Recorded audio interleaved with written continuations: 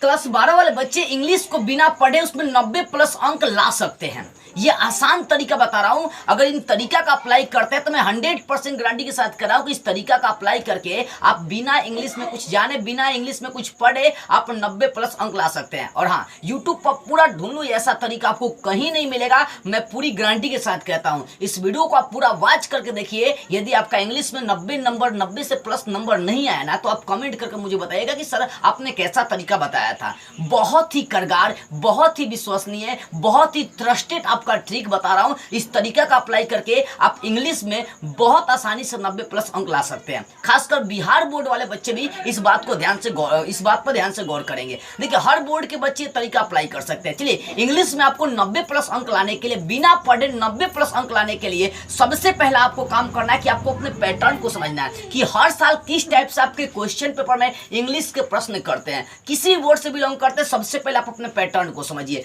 देखिए, उसी प्रकार से अगर बिहार बोर्ड का हम पैटर्न देखते हैं तो उसमें इसे आता है, मतलब इंग्लिश में निबंध लिखने के लिए आता है, एक्सप्लेन करने वाला प्रश्न आता है, लेटर लिखने के लिए इंग्लिश में आता है, किताबी प्रश्न आपको इंग्लिश में देता है, समरी लिखने के लिए इंग्लिश में देता है, पैसेज या प्रेसिस आपको इंग्लिश में लिखने के लिए देता है, और ऑब्जेक्टिव प्रश्न भी आपको आते हैं। यानी बिहार बोर्ड आप भी अपना पैटर्न देखिए कि आपको समरी कितना होगा पूछता है, ऑब्जेक्टिव कितना होगा पूछता है, प्रेसिस या पैसेज कितना होगा पूछता है, एक्सप्लेन करने वाला कितना होगा प्रश्न करता है, लेटर कितना होगा पूछता है, या इसे कितना होगा पूछता है। आप अपने पैटर्न को पहले समझ लीजिए, ठीक है। बिहार बोर्ड में इसे 8 अंक का पूछता है, एक्सप्लेन करने वाला 8 अंक का पूछता है, लेटर 5 अंक का पूछता है, किताबी प्रश्न जो होता है 10 नंबर का पूछेगा, समरी यानी जो चैप्टर्स होता है उसका सांस लिखने के लिए आपको 15 अंक का करता है, प्रेसिस या पैसेज दोनों में से कोई एक 4 नंबर का आपको देगा। आप 50 नंबर का ऑब्जेक्टिव होता है, इन सभी को जोड़ देंगे तो आपका टोटल 100 नंबर का हो जाएगा, यानी ये 100 अंक का हो जाएगा, ठीक है। अब बात आ रही कि कैसे आप इन सब चीजों को पढ़ के आप पूरा नंबर ला सकते हैं। आपको कुछ नहीं आती है, संस्कृत में कुछ नहीं आता, मुझे कोई ट्रिक नहीं आता, कोई टॉपिक्स मुझे इंग्लिश में पता नहीं है, कोई चैप्टर्स का मुझे कुछ भी पता नहीं है, क इंग्लिश में नहीं आती है,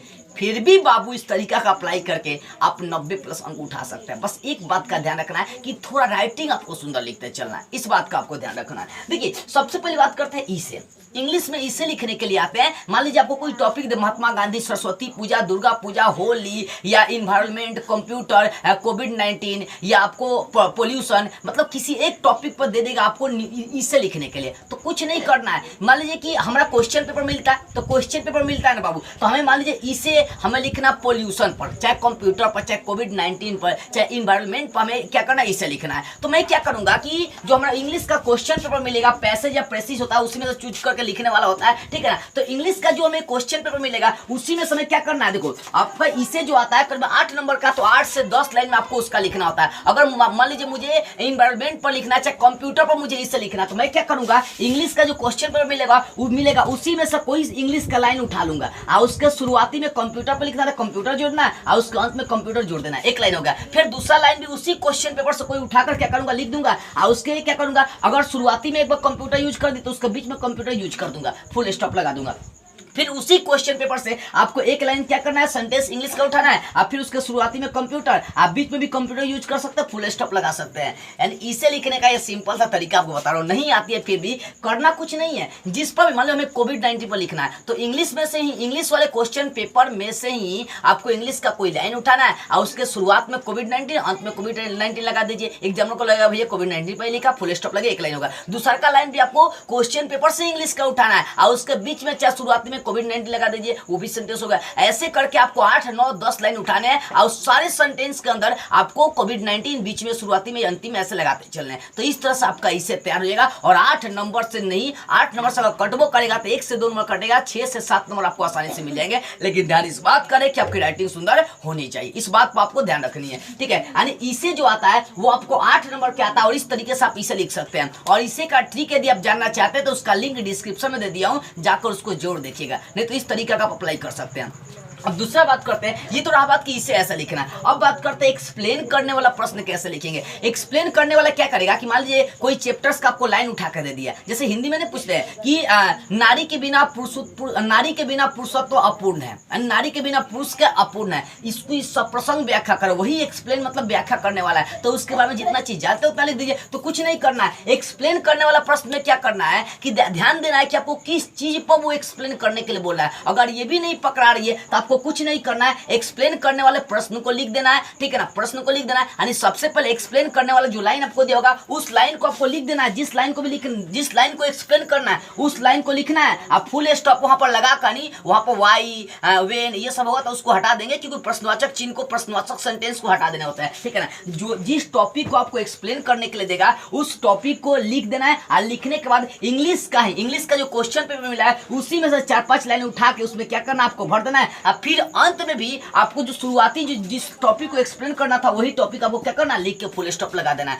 और मैं गारंटी के साथ कहता हूं, अगर सुंदर राइटिंग के साथ जवाब देंगे तो ये एक्सप्लेन करने वाला प्रश्न भी आपको 6, 7, 8 नंबर मिल जाएंगे पूरे के पूरे, ठीक है। तो क्या करना है, एक्सप्लेन कैसे करना है बाबू, तो एक्सप्लेन करने वाले प्रश्नों को, जिस टॉपिक को एक्सप्लेन करना है उस टॉपिक को, उस सेंटेंस को लिखो और उसके बाद क्वेश्चन पेपर से ही 2, 3, 4, 5 लाइन क्या करो, लिख दो। उसके बाद अंत में भी आपको वही करना है कि जिस टॉपिक को एक्सप्लेन करना है उसको भी अंत में आपको क्या करना है, लिख देना है। तो इस तरह से आप प्रश्नों को क्या कर सकते हैं, एक्सप्लेन कर सकते हैं और नंबर आपको पूरा मिल जाएगा। तो ऐसे आपको इंग्लिश में पूरा नंबर उठाने होंगे, एकदम बल्ले बल्ले उठेगा। अब बात करता है लेटर कैसे लिखा। देखो प्रश्नों को एक्सप्लेन करने का अगर ट्रिक देखना है तो इसका भी लिंक डिस्क्रिप्शन में दे दिया हूं, जाकर देखिएगा। 2-3 मिनट का वीडियो आसानी से आप एक्सप्लेन करना सीख जाएंगे। नहीं तो इस तरीके का अप्लाई कर लीजिए। अब इंग्लिश में भैया लेटर कैसे लिखना है, हमें इंग्लिश में लेटर कैसे लिखना है, तो भैया आपको हिंदी में लेटर लिखना होता है तो आप फटाकर लिख कर किसी को भेज देते, अपने गर्लफ्रेंड बॉयफ्रेंड को भेज देते। आजकल आम बात हो गया, छोटा छोटा लड़का लड़की भी लेटर लिखना चालू कर दिया। लेकिन जब बात आती है इंग्लिश में लेटर लिखने की तो उस ससुरा भुला जाता है, उसको पता नहीं होता इंग्लिश में कैसे लिखे, क्योंकि इंग्लिश में उसको पता ही नहीं होता है। तो इंग्लिश में लेटर कैसे लिखना है, देखो इंग्लिश में लेटर लिखने का सिंपल तरीका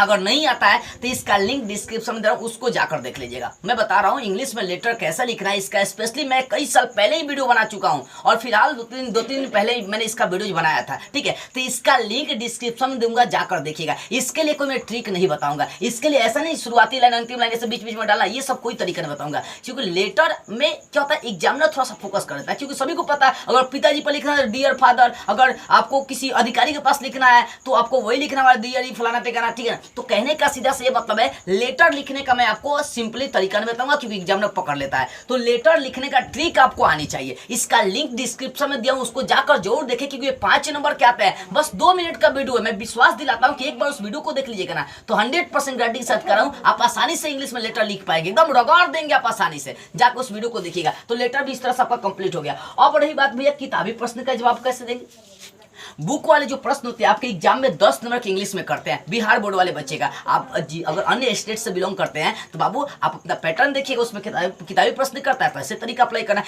5 गो प्रश्न आपको किताबी प्रश्न करता है इंग्लिश में, तो कैसे 5 प्रश्न का जवाब देना है। 10 गो पूछेगा तो 5 ही का जवाब देना होता है। तो किताबी प्रश्न 10 नंबर का पूछता है, कैसे में जवाब देना, नहीं आती है इंग्लिश, नहीं कुछ बुझाता है, फिर भी प्रश्नों का जवाब देना है। तो ध्यान रखिएगा, जिस प्रश्न का जवाब देना है, मान लीजिए हमें कोई प्रश्न इंग्लिश में दे दिया है तो क्या करना है, उस प्रश्न में खाली प्रश्नवाचक वाट वेयर वेन ये सब हटा के उस चीज को लिख देना है। जैसे एक्सप्लेन करने का तरीका बताया था ना भाई, उस जिस प्रश्न को लिखना, जिस प्रश्न का आंसर लिखना है उस प्रश्न में प्रश्नवाचक सेंटेंस हटा देना, व्हाट वेयर व्हेन ये सब आपको हटा देना है और उस सेंटेंस को लिख देना है। जो प्रश्न था उस प्रश्न को क्या करना है, आप लिख देना है उसमें प्रश्नवाचक चिन्ह हटाकर। लिखने के बाद आपको 2-3 लाइन की क्वेश्चन पेपर से इंग्लिश उठाकर इसमें भर देना है और अंत में जो शुरुआती लाइन आप लिखे थे प्रश्न वाला सेंटेंस, उसी प्रश्न को आपको लिख देना है। हर प्रश्न में आपको ये तरीका अप्लाई करना है। 4-5 प्रश्न दिए रहेंगे तो जिस प्रश्न का आप आंसर देना चाहते हैं उस प्रश्न में प्रश्नवाचक सेंटेंस व्हाट वेयर व्हेन ये सब जो दिया रहता है उसको हटा देंगे और लिख देंगे। उसके बाद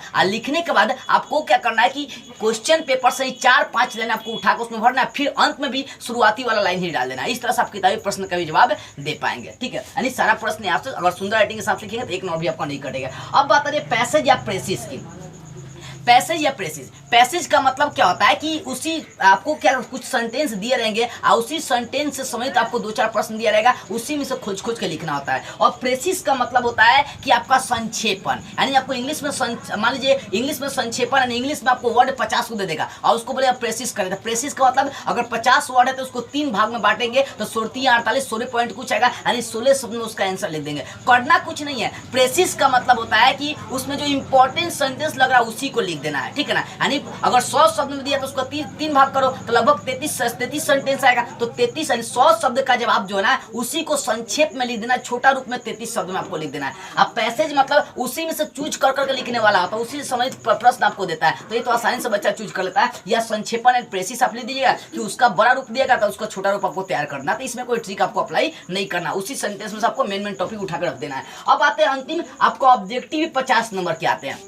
तो बाबू ये कहूंगा कि इंग्लिश का जितना भी चैप्टर्स है उस चैप्टर से आपको 10-10 इंपॉर्टेंट ऑब्जेक्टिव याद कर लेना। अगर नहीं है तो ऑनलाइन या ऑफलाइन किसी टीचर से आपको संपर्क बना लेना है। तो कहने का सीधा से ये मतलब है कि आपको ऑब्जेक्टिव प्रश्न चैप्टर वाइज अगर 1000 भी प्रश्न हो जाते हैं इंग्लिश के पूरे चैप्टर से, यानी मान लीजिए पहले का चैप्टर से 10 गो, दूसरा का चैप्टर से 10 गो, तीसरा का चैप्टर से इंपॉर्टेंट 10 गो, अगर प्रत्येक चैप्टर से 10-10 इंपॉर्टेंट ऑब्जेक्टिव आप तैयार कर लेते हैं तो मैं गारंटी देता हूं कि 50 ऑब्जेक्टिव लड़ जाएंगे। और चैप्टर के साथ साथ आप आर्टिकल, प्रीपोजिशन, पैसेज, नरेशन, कुछ व्याकरण का टॉपिक जरूर पढ़ लीजिएगा, क्योंकि व्याकरण के भी ऑब्जेक्टिव कुछ हद तक लड़ते हैं, ठीक है ना। तो ध्यान रखना है कि आपको चैप्टर वाइज ऑब्जेक्टिव अगर 1000 भी इंग्लिश ऑब्जेक्टिव इंपॉर्टेंट याद कर लेते हैं तो मैं गारंटी के साथ बोलता हूं सारे ऑब्जेक्टिव आपके लड़ जाएंगे। तो इस टाइप से आप इंग्लिश में इसे लिख सकते हैं, इस टाइप से आप एक्सप्लेन कर सकते हैं इंग्लिश के प्रश्नों का, इस टाइप से आप इंग्लिश में लेटर तैयार कर सकते हैं, इस टाइप से आप बुक वाले प्रश्न का जवाब दे सकते हैं, इस तरह से आप समरी तैयार कर सकते हैं, इस तरह से आप पैसेज या प्रेसिस लिख सकते हैं, इस तरह से आप ऑब्जेक्टिव प्रश्नों का जवाब आसानी से दे पाएंगे।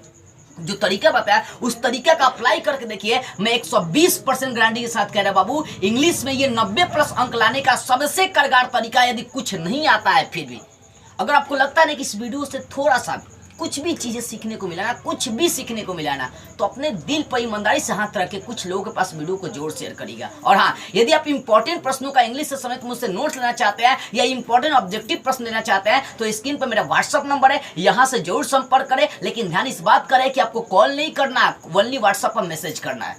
जय हिंद।